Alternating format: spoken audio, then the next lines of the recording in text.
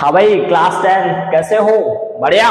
चलो यार, हम लोग कार्बन का इंट्रोडक्शन पढ़ चुके हैं। अब टूर ऑफ कार्बन को जानने का प्रयास करते हैं। ठीक है यार, कार्बन केमिस्ट्री में इंपॉर्टेंट तो है, इसमें तो कोई दो राय नहीं।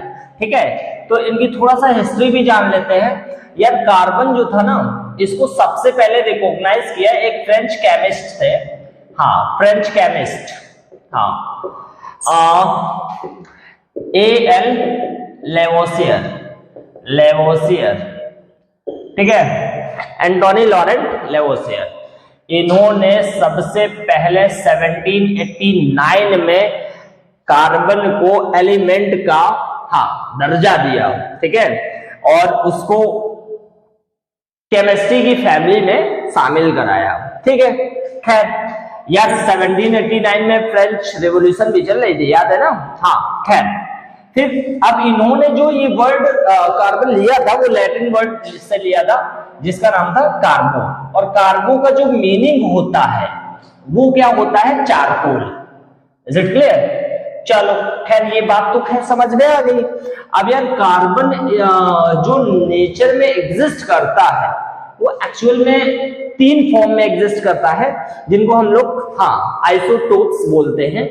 और नेचुरली आपका C12 वो लगभग आपका ये मान लीजिए 98, वो लगभग आपका 98.98% होता है। ठीक है, और आपका ये आपका 13 वाला जो होता है 1.04% होता है, और ये जो 14 होता है ये रेस्ट ऑफ ये हो जाएगा। खैर ये एक्चुअल में 3 भाई हैं। ठीक है, ये बड़ा भाई है, इसको ज्यादा रिस्पेक्ट देना पड़ेगा ये, क्योंकि ये सबसे ज्यादा एग्जिस्ट करता है और सबसे ज्यादा इंपॉर्टेंट है। ये आइसोटोप्स होते हैं कार्बन के। ठीक है, कार्बन के 3 बच्चे भी, वैसे तो बहुत सारे होंगे, लेकिन जनरली एलोट्रॉप्स के फॉर्म में, एलोट्रॉप्स के फॉर्म में 3 बच्चे भी एग्जिस्ट करते हैं, जिनका आपका नाम है ग्रेफाइट, डायमंड और बकमिनिस्टर फुलरी। ठीक है, ये जो कार्बन के ग्रेफाइट और डायमंड है ये नेचुरल होते हैं आपके। ठीक है, नेचुरल एलोट्रॉप्स है। और डायमंड का जो कलर आपका ब्लू होता है वो आप जान लीजिए बोरॉन की वजह से होता है। ठीक है, बी इसलिए अंडरलाइन कर दिया जिससे आप पहचान जाओ कि इसकी वजह से होता है। ठीक है, इसका कलर येलो होता है। यहाँ पे वाई अंडरलाइन नहीं करेंगे क्योंकि इसका येलो कलर जो होता है वो नाइट्रोजन की वजह से होता है। खैर ये आर्टिफिशियल है। C60 सॉसर लाइक फुटबॉल की तरह इसका स्ट्रक्चर होता है। ठीक है, खैर कार्बन ने अपने आप को काफी एक्सटेंड भी किया है, फैला भी रखा है। कार्बोनेट्स के फॉर्म में मिल जाएगा। ठीक है, और जितनी भी लिविंग बॉडी है या डेड बॉडीज हैं, सब में कार्बन प्रेजेंट होता है। ठीक है, एटमॉस्फेयर में CO2 के फॉर्म में भी कार्बन है। ठीक है, तो हमने नेक्स्ट इंट्रोडक्शन में आपको बताया भी था क्या कि हम लोगों की बॉडी में ऑलमोस्ट 20% कार्बन प्रेजेंट है। ठीक है, खैर अच्छा एक बात और है कि जो मोल 1 मोल है कार्बन का प्राइस, 1 मोल ऑफ कार्बन का जो प्राइस है वो आपका ग्रेफाइट का लगभग आप मान लीजिए 0.40 या 48 मान सकते हो, $48 के आसपास है। ठीक है, और जनरल जो कार्बन आता है 1 मोल आपका वो बहुत कम है, 0.04 मान लीजिए आप। Is it clear? तो ग्रेफाइट का सबसे ज्यादा इंपॉर्टेंस इसलिए माना जाता है क्योंकि ये न्यूक्लियर रिएक्टर में यूज होता है। किसमें? Nuclear reactor.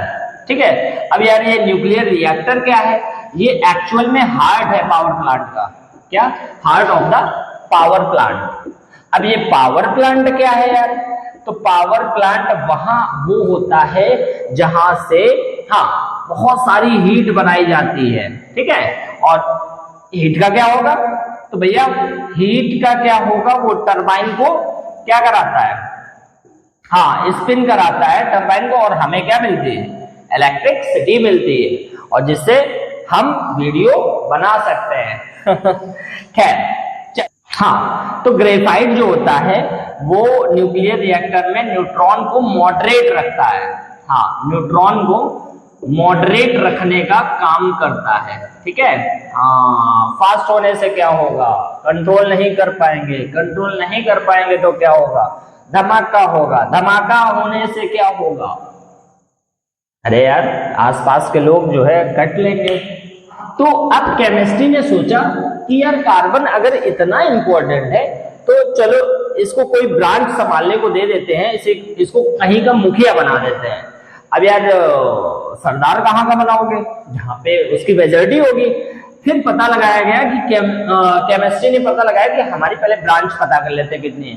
तो केमिस्ट्री में मेनली 5 ब्रांचेस होती हैं। हाँ, AIBPO, AIBPO, ठीक है।